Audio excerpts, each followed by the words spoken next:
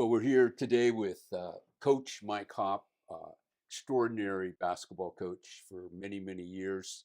I think you're in your third decade of coaching basketball at St. Augustine High School.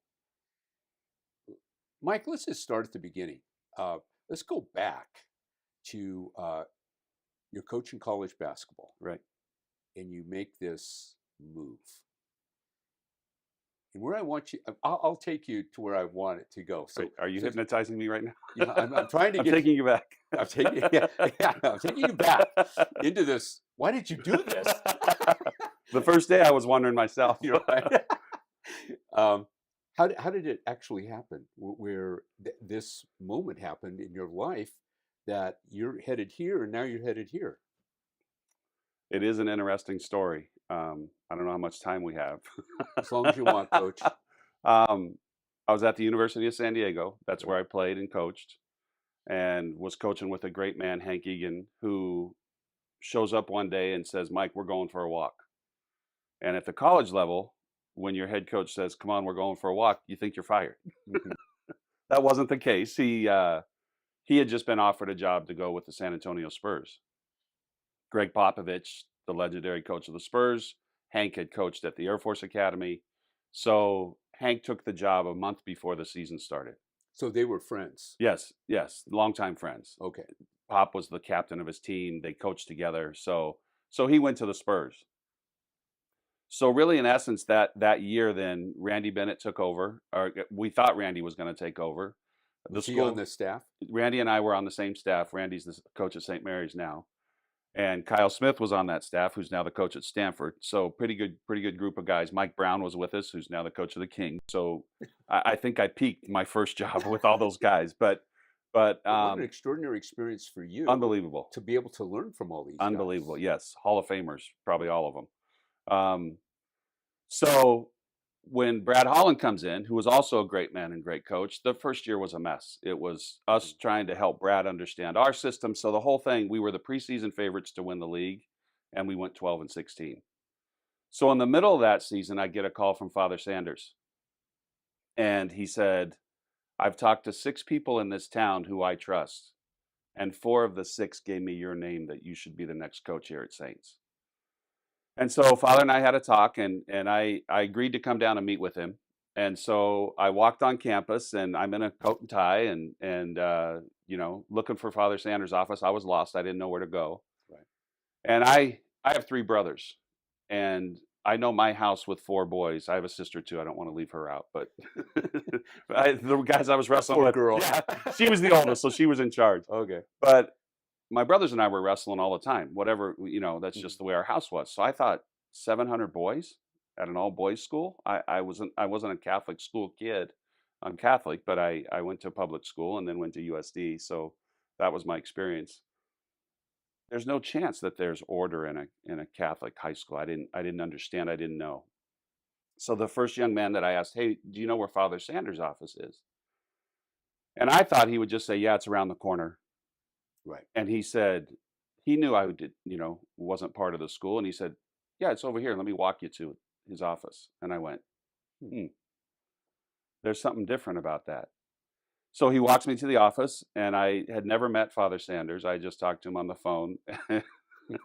And for those of us who know or knew Father Sanders, on a good day, he's a rendition of Benny Hill that makes me laugh. I don't know if you remember Benny Mhm. Hill. Bad haircut, partially shaven, just a mess, stuff all over his shirt from whatever he had for breakfast. And I sat down with this man, and I thought, there's no chance I'm working here, because I'd come from USD, and every piece of grass is manicured, and I looked at Father Sanders and went, this isn't right. And then after about 5 minutes of talking with him, I knew there was something special about him, and had about an hour conversation with him and walked away then intrigued. Um, Problem number 2 was the money, because I was going from a college job to a high school job, Mhm. and the money that was offered here wasn't even close. And I said, "Father Sanders, I can't do it for less than I'm doing now." At the time, I think I was making 24 grand 30 years ago, but that was a lot of money at the time. Right. And so The other thing I asked Father Sanders was, I don't want to do this during our season. I don't think it's fair to USD to be half in, half out. So I said, let's put this on hold and let's talk after the season. So the season ends, and I'm on a recruiting visit to Texas, and I'm flying out to see a kid named Virgil Cobbins. And I get to the school where I'm supposed to meet him, and this was before cell phones, so I can't check in with him to say, hey, where are you? And I hop the fence and get to the gym, and there's nobody there. The whole place is shut down. The custodian comes walking in and says, Coach, what are you doing? And I said, I'm looking for Virgil. And he said, well, we're closed today. He's not here. Great. So then I go find a payphone because I got to call Virgil's house, and his little brother, who's like 6, answers the phone. And, hey, where's Virgil? Hey, Coach, Virgil's playing basketball at the park. So now I've got a 6-year-old describing to me what park I'm supposed to go to. I never find the park. I never find Virgil. So I drive around Texas, and it's now getting late because, it's getting dark, and I just go back to the hotel because I'm done. I didn't get it done that day, and I'm frustrated, and I flew all the way out here for one guy, and I didn't get to talk to him. And I see the light on, or I check my messages at home. So I get a call from Father Sanders, and he says, give me a call.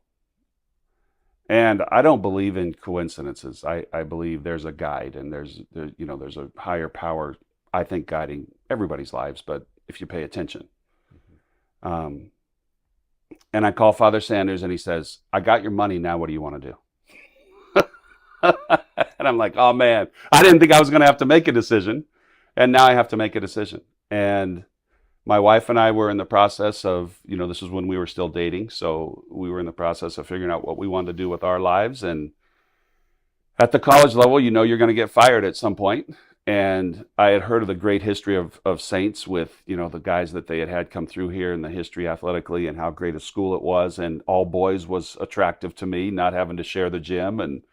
And so I sat down with my wife and said, I think I want to go be a high school basketball coach, for the stability of it, for our family, whatever that means down the road. And so that's why I ended up here, because talking to Father Sanders and realizing that he had a great vision for this school, and then the idea of building something that I could call my own. They had a lot of great players here, but not a huge amount of success here. And I wanted to do something that could be special here, and that's why I came down here. So the gym that you were given was built in 1952. Yes. I saw it for the first time in 2006. I don't think it changed that much. Right. From the time you started to the time I started, which was quite a few years later. How did that figure into the equation at all? Well, at USD at the time, Jenny Craig Pavilion wasn't there, so I was used to the sports center. So I had never yet been in an arena that was kind of what it should be. I will tell you that a couple of my first experiences, when I walked into the gym, it was painted like army green inside, and I don't know why. But I went to Father Sanders and I go, any chance we can put a coat of paint? I don't know why it's green. It's terrible. It's ugly. So they painted the gym, which was great. Then one of the second visits to the gym was walking through the gym on a Sunday trying to get some work done through the bingo crowd. Because we were still hosting bingo, and people were in there smoking cigars and cigarettes, and I would come in Monday morning and the gym stunk, and it was just not a great scene. So do you remember when that ended?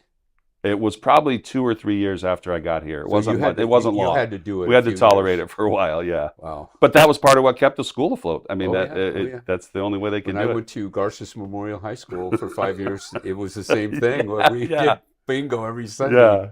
Now, what I will tell you about that gym, it was a huge home court advantage. Yeah. Well, let's talk about, before we get into that, let's talk about the development of the program. Sure. How do you come into a place, doesn't have a great tradition, and then begin building it? How do you do that? I did it through camps, really, partially. A good friend of mine that I still know to this day, who's become a family friend, is a man named Bill Heath. And Bill worked at St. Kieran's and helped out there, out in El Cajon. And Bill called me one day and said, I've got a bunch of kids that want to come to your basketball camp, but we don't have any money. And I said, we had nobody coming to camp. Nobody knew about camp. So I just said to Bill, I go, you pay me whatever you can pay me and bring as many kids as you want. I just want as many kids in this gym as I can get. And he brought probably 50 kids and probably paid me $1,000. And, it was the best bargain of the day for those kids. But Yeah. that was the start of the build, was just getting people to be aware of who we were and how we did things. The other big part of it, obviously, is this school has had a reputation for a long time for greatness, for great academics. And so when families would come visit, it would surprise them that we had a great band, and it would surprise them that we had a drama program. And they would say, wow, this is not just an athletic school. Mm-hmm. And so kids started to come, and I started to, I was doing clinics for rec centers and doing all those things. So just people, so it was becoming visible, right? Mm-hmm. So that first year we went 7-21, and probably to this day, Ed, as a coach, that was probably my best coaching job I've ever done, because I'm not sure we should have won 7 games. Right. It was that bad. Right. And one of my best friends was here with me. He played for us at USD, Chris Grant, who is still one of my good friends, who ended up being the president of the Cleveland Cavaliers. The USD connection. Yes. But Chris was one of my assistants at the time, because we were roomies before Sherry and I got married. And Chris and I still laugh to this day, because we would look at each other and go, have you ever seen that happen on a basketball court before? And he'd go, nope. I'd go, neither did I. But we got through it. Mm-hmm. And then we had some kids come to school here that were good kids and good players, and we slowly started to build it. And I will share with you, it was my second year here. No, it was my third year here. We had a decent year the second year. But I remember playing Torrey Pines at Torrey Pines, and they've been kind of the standard for a long time. Mm-hmm. And we beat Torrey at Torrey, and it was early in the season. Because as a coach, what happens often is you don't know if your way works until it works. Mm-hmm. And you don't know if the kids are really going to buy in until they get maybe a signature win. And I'll never forget it. I went, at this point, Sherry and I were married, and she went to the game, and after the game, we were sitting at a Red Robin up in Del Mar, and I said, this was the game that will change our program. Because we beat a team maybe we shouldn't have beaten early in the year, and now our kids believe that the way we do things will work. And that was kind of the start of it, that third year, to us having some success. Yeah. And you've had great success. When I got here, you had just probably went through one of the most painful games that you could ever go through. I think it was 2005 when you played for the state championship. Mm-hmm. And maybe start at the third quarter. Boy, I hate to do that to you. Yeah, but... thanks. I thought this was going to be a fun interview. We were 31-0 going to the state finals. And this is kind of the pinnacle of the program at Right, this point, right?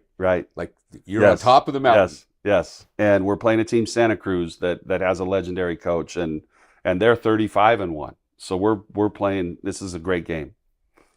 And we had actually played Santa Cruz. I didn't remember this till my players had told me, but in the summer before that year, we had played them in a tournament in Santa Barbara, and that was a dogfight. And that game was so physical. It was like an 11 p.m. game on a Saturday night in Santa Barbara, that I thought somebody was going to get hurt. That the game went to overtime, and I just told my guys, we're not going to play. It was like 12 in the morning. It was 12:30 in the morning, and I said, we're just gonna. It was the first basket wins. I go, we're gonna let them score, because I don't need you guys getting hurt on a Saturday night in Santa Barbara. Yeah. And so we fouled them. They scored. We lost the game. We now get to the state finals, and that's who we're playing. And my guys were like, "Oh yeah, coach, nice job over in Santa Barbara. Now these guys know they can beat us. They're confident."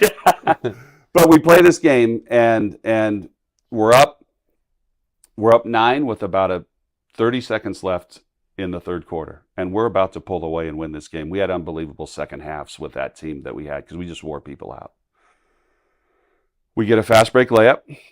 We miss the layup. Menelik Haupt comes in to dunk the follow-up. He has 2 guys hanging on him. He dunks it. I think we're going to go up 11 with a free throw. And for some strange reason, I don't know what the ref saw, but nobody else saw it.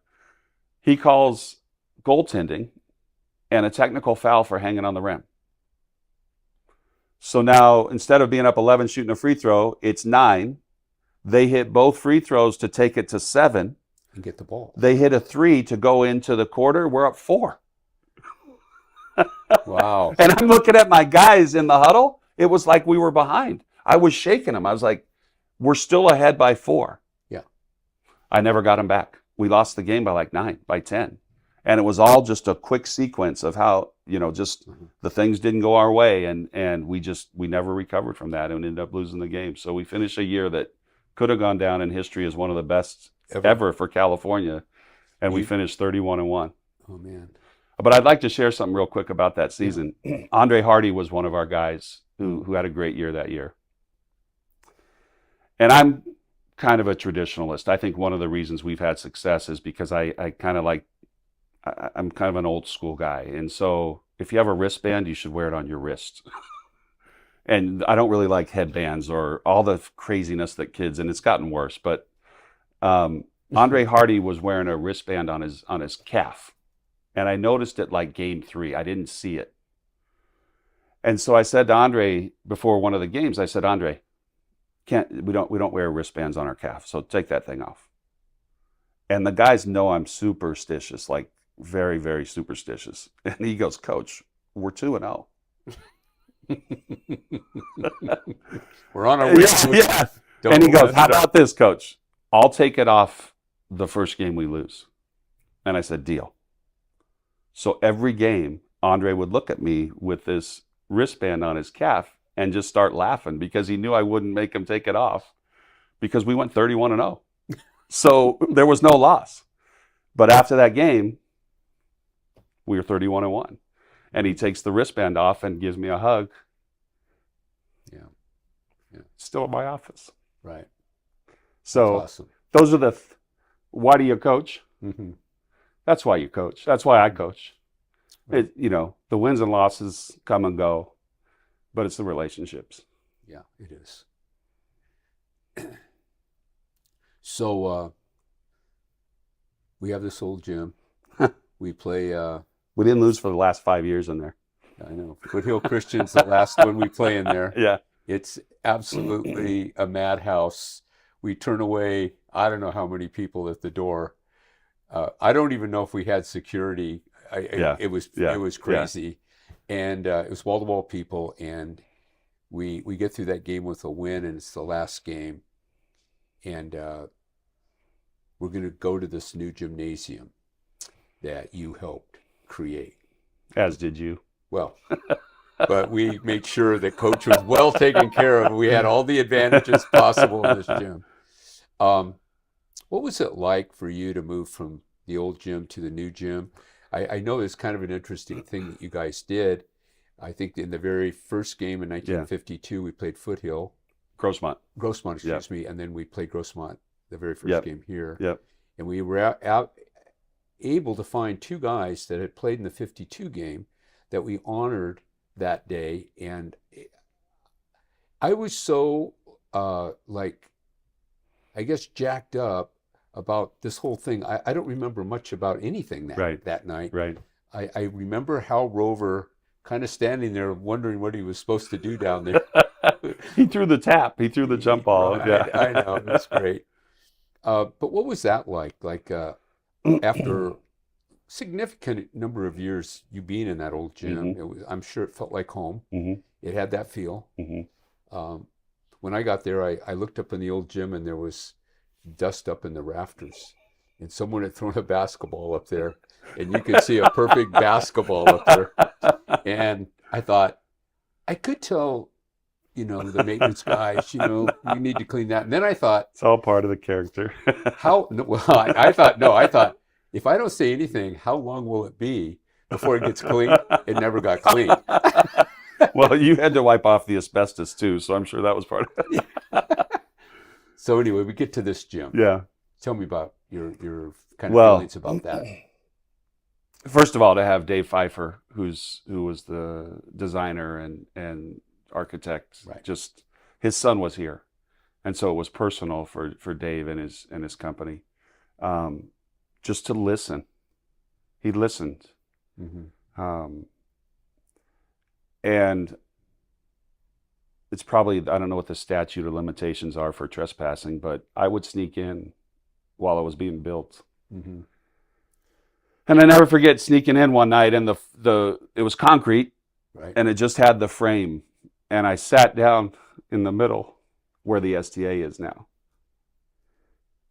and I went, boy, this is gonna be a game changer too, because every game we played, we had to move. Every big game we played, except for that last one, the Foothill game, we said we were going to do stay. it. Yeah, we're going to do it. But every other game we lost, we never had a home court advantage, and that's hard because athletics, a lot of athletics are routine and having a structure and having a pattern of what your day looks like.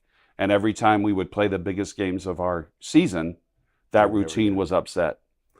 And so then to have a building that we never had to leave, and to have a building that, one of the things I talked to Dave Pfeiffer about was I'm worried because the old gym was so echoey that it always felt full. There could be 5 people there and it would be loud. And I said, Dave, with this huge gym, how do we get that? So we created a structure in the way he built it and the materials that he used, that the sound reverberates right to the middle of the court. And so, there's Tuesday afternoon games when you're playing somebody that's not maybe as good and you don't get the people, you still have that huge home court advantage. We do. Coach, my office is right up here, right next door. You get it? When you raise your voice, I hear every word you say. So be very careful. I got to remember that. But so to have, this place and Court 64 is meaningful, right? Because the class of 64 made a sacrifice to have this beautiful floor. And I remember talking to the floor guys, because there were so many dead spots on that old floor in the old gym that we knew where they were, and it was an advantage. But I asked about 20 questions, and the guy finally looked at me and said, listen, Mike, you were playing in a Volkswagen. We're giving you a Porsche, so you'll love this floor. I go, great, I'll trust you. And then to have Father Sanders' name on the gym and just what he meant to me and to the school. And to me. Yeah. I never met it. Yeah. But he got it all going. But I walk in here every day to honor him and to honor us. So it's huge. It's, we've been fortunate to be a practice facility for the NC2A tournament when the Aztecs host. So we get college teams come in here, and we've had Clemson, we've had West Virginia, we've had some of the biggest and best programs in the country come into this gym. And they come in here and go, oh my goodness, this is a high school gym. This is one of the nicest gyms I've ever been in. And so every day I walk in and know I don't take this for granted. It's unbelievable. I have the same feeling, and I really had it during COVID. We were in there, and I don't think I went into the gym for like a year, and then I did. And I just remember walking in and going, wow, this is spectacular. Right. And it's intimidating. I'm sure it is. Other teams come in here. I've had kids who we want to come to this school not come because they were afraid of the greatness of it. And that says a lot about the kids who are here, that they embrace the greatness of this school and our gym because they want to be challenged. And that's one of the reasons I think we're good to this day, because we don't back down from any of it. As a school, we say, here's who we are, and this may not be for you, but it's great for those who choose to be a part of it. And then as a program, we say, this is who we are, and this may not be for you. We're going to go find out what we're made of. And sometimes that doesn't go well. I think one of our hallmarks of our school is we know who we are. Yeah. And it's very clear, and we know when it's not us. Right. We've coached some great kids. Maybe you could, they were here, and where are they now? Well, I was thinking about that, and just Monday last week, we had Lolo Rudolph, who's now at Fullerton State, who graduated last year, played at 6. So I was watching Lolo. And then at 7, I had to flip it over because Jurian Dixon's at UC Irvine. Mm. And they played at 7.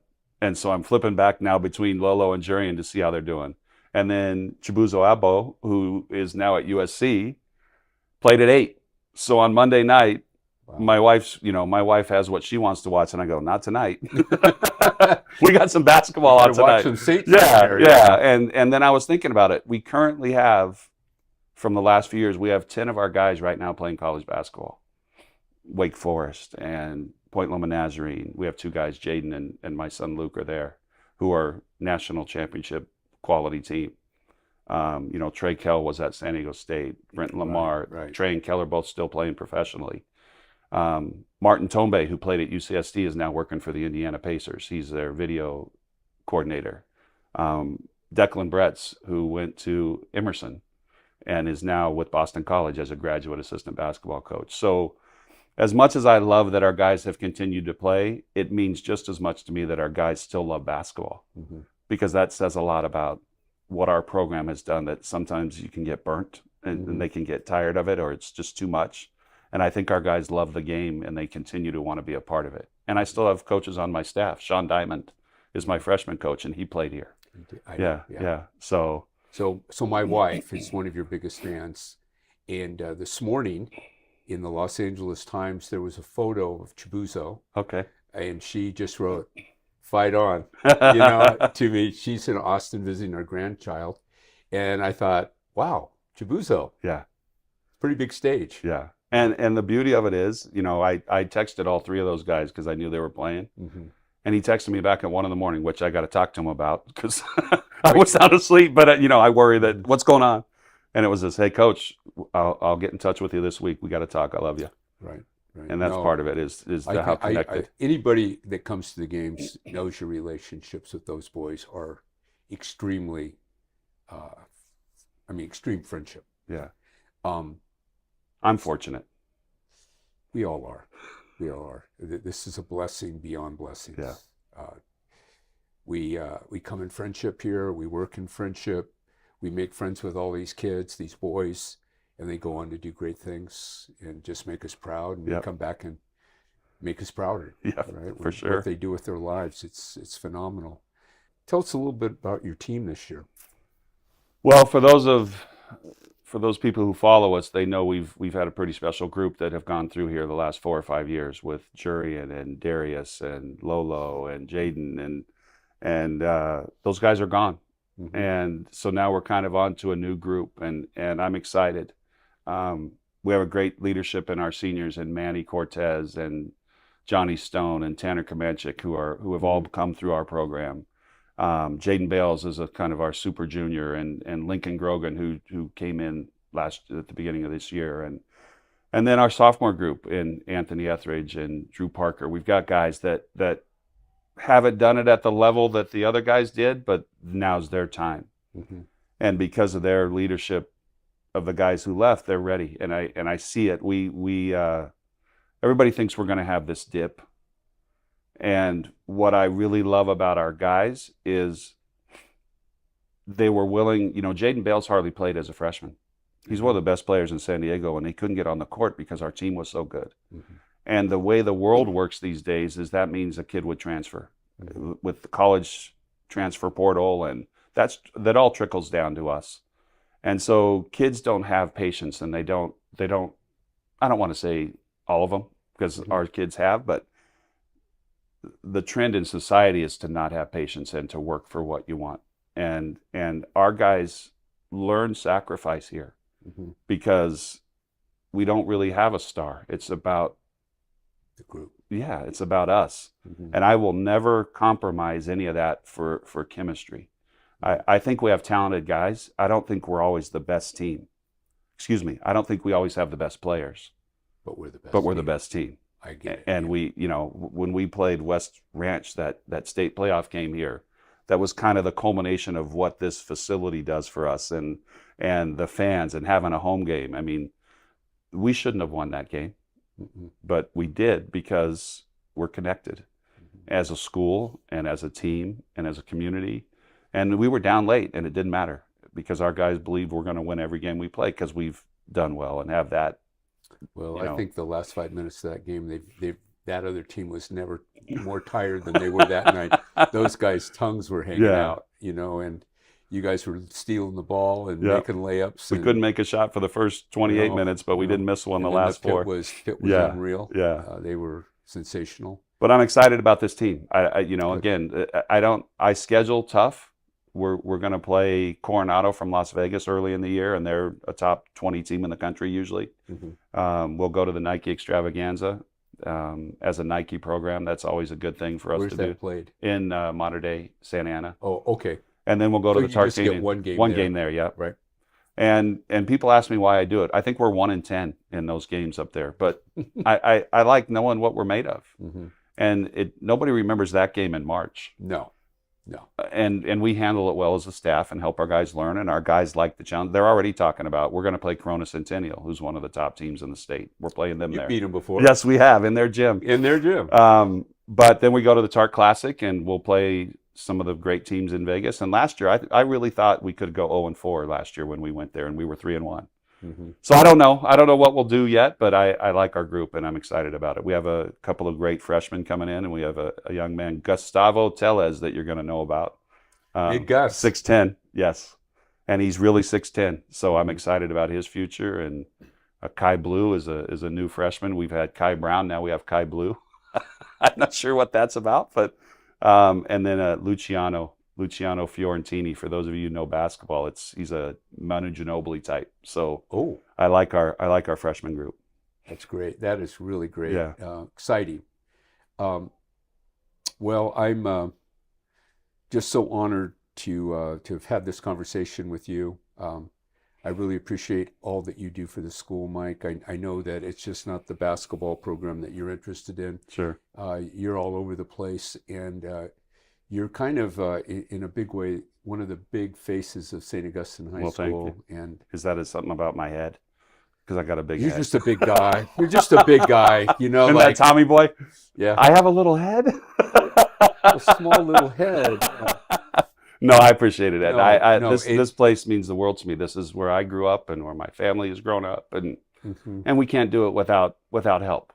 That's right. We all do it together. Yes. Yeah, I get it. And so anyway, Coach Mike Haupt, let's give Coach Mike Haupt a big round of applause. Thank you. Thank you, Mike. Have a good day. You.